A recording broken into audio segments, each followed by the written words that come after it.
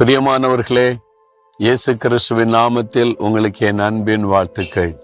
சரி, இன்றைக்கு ஆண்டவர் உங்களுக்கு என்ன வாக்குத்தத்தம் வைத்திருக்கிறார்? உபாகமம் 28 உனக்கு விரோதமாக எழும்பும் உன் சத்துருக்களை உனக்கு முன்பாக அவர் முறியடிப்பார். ஆண்டவர் வாக்கு கொடுக்கிறார், உனக்கு விரோதமாக எழும்புகிற சத்துருக்களை நான் முறியடிப்பேன் என்பதாக. நம்ம வாழ்கிற இந்த உலகத்தில் நம்ம யாரும் பகைக்காட்டா கூட பகைவர்கள் எழும்பிடுறாங்க இல்ல? யோசித்து பாருங்க. அதான் விளங்கி கொள்ள முடியாத ஒரு புதிர். சம்பந்தம் இல்லாதவங்க கூட நம்மளை பகைப்பாங்க, நமக்கு தீமை செய்ய நினைப்பாங்க, உங்களுடைய ப்ரொமோஷனை தடுப்பாங்க, உங்க பிசினஸ் கெடுக்க நினைப்பாங்க, உங்க குடும்பத்துல நடக்கிற ஒரு நல்ல காரியத்தை தடுக்கிறதுக்கு முயற்சி பண்ணுவாங்க.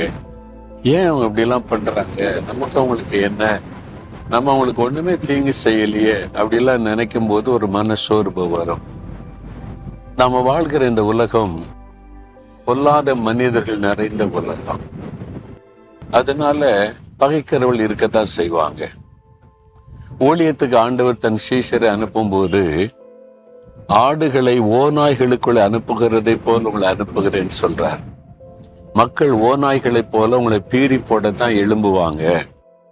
அப்போ இந்த மாதிரி சூழ்நிலை தான். இப்போ இயேசு கிறிஸ்து இந்த உலகத்துல ஊழி செய்த போது யாருக்கு என்ன தீமை செய்கிறார்? எல்லாருக்கும் நன்மை செய்கிறார். ஒரு ஆளுக்கு அவர் தீமை செய்யவில்லை, நன்மை தான் செய்கிறார்.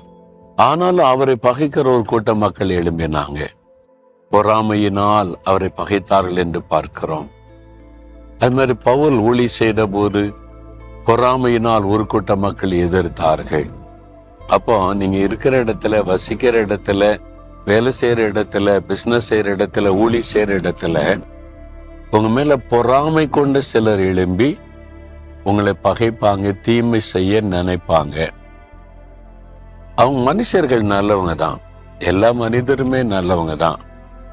ஆனா பிசாசானவன் தான் அவங்களுடைய மனதை தூண்டி பொல்லாத காரியத்தை செய்ய, பொறாமையை உண்டாக்கி அவங்க மூலமா தீமை செய்ய, மனிதர்களை விரோதிக்கிற ஒரு சிந்தனையை உண்டாக்கி விடுகிறான். இப்போ இது தவிர்க்க முடியாத ஒரு காரியம். நம்மளை பகைக்கிறவங்களை தவிர்க்க முடியுமா? இருக்கத்தான் செய்வாங்க. ஆண்டவர் சொல்றாரு, உனக்கு விரோதமா எழும்புகிறவர்களை உனக்கு முன்பாக நான் முறியடிப்பேன் என்பதாக. நீங்க அமைதியா இருங்க, நீங்க சும்மா இருங்க, நீங்க எல்லாரையும் நேசிங்க, எல்லாத்துக்கிட்ட அன்பா இருங்க, உங்க காரியத்தை நீங்க செஞ்சுக்கிட்டே இருங்க, நீதியா நேர்மையா நடந்துகிட்டே இருங்க. உங்களுக்கு விரோதமாய் பொறாமையோடு எழும்புகிறவர்கள் சிதறடிக்கப்பட்டு போயிடுவாங்க, காணாமல் போயிடுவாங்க, நீங்க நலன் இருப்பீங்க. அதனால இதெல்லாம் வரத்தான் செய்யும். இந்த உலகத்துல இந்த வாக்கு தத்தத்தை மனதில் கொண்டு ஆண்டவரை துதித்து துதித்து முன்னேறி போகணும். அதனால நீங்க இந்த மாதிரி ஏன் பகைக்கிறாங்க, ஏன் இந்த மாதிரி செய்யணும், அது மாதிரிலாம் ஆராய்ச்சி பண்ணாருங்க. இருக்கத்தான் செய்ய. ஆண்டவரே, அவங்கள மன்னிக்கிறேன், அவங்கள ஆசீர்வதிங்க, நீங்க எனக்கு விரோதமா எழும்புகிற எதுவும் வாய்க்காது எங்களை பாதுகாத்து நடத்துவீங்க, ஸ்தோத்திரம்னு போய்கிட்டே இருங்க. நீங்க பாருங்க, இந்த வருஷத்துல உங்களுக்கு விரோதமா எழும்பினவங்க காணாமல் போயிடுவாங்க. கர்த்தர் சிதறடிச்சிருவாராம். உங்க எல்லையில இருக்காதபடி சிதறடித்து ஆண்டவர் நீங்க விடுதலையோட, சந்தோஷமா, மகிழ்ச்சியோட உங்களுடைய வாழ்க்கையை நடத்தும்படி கர்த்தர் செய்து விடுவார். அதனால சோர்ந்து போகாம இந்த வாக்கு தத்தத்தை பிடித்து கொண்டு ஜெபம் செய்யுங்க. சரியா?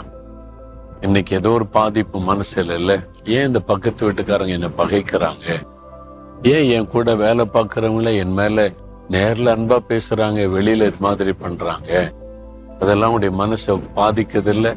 பயப்படாதங்க, அதுதான் உலகம். ஆனா இயேசுவை நினைத்து கொள்ளுங்க, அவருடைய வாக்கு தத்தத்தை பிடித்து கொள்ளுங்க. ஒன்றும் உங்களை சேதப்படுத்த முடியாது, அழிச்சிட முடியாது.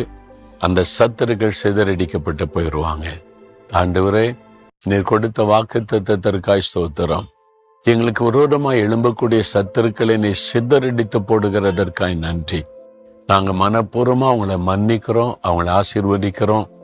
அவங்களும் அறிந்து கொண்டு ஆசீர்வதிக்கப்பட அவங்களுக்காய் மன்றாடுகிறோம். இயேசுவின் நாமத்தில் ஜெபிக்கிறோம் பிதாவே, ஆமேன், ஆமேன்.